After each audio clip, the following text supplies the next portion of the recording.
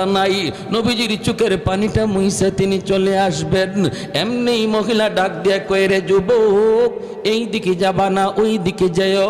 আল্লাহর নবী বলেন, মা গো, ওই দিকে গেলে পরে কি হবে আর ওদিকে গেলে কি হবে? কয়, বাবা ওই দিকে যদি যাও মুহাম্মদের সামনে পড়ার ভয়, মুহাম্মদের সামনে পড়ার ভয় আছে রে বাবা, এই দিকে তুমি যেও না। তোমার মতো যুবক আল্লাহর জমিনে আরেকজন আমার নজরে পড়ে নাই। বাবা তুমি এত ভালো, বাবা মুহাম্মদের সামনে পড়তে পারো, ওই দিকে যাও।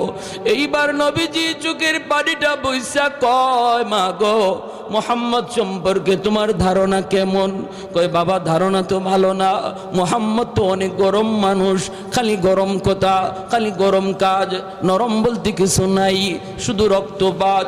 নবী তখন বলেন, মা গো, মুহাম্মদ সম্পর্কে তোমার এমন ধারণা,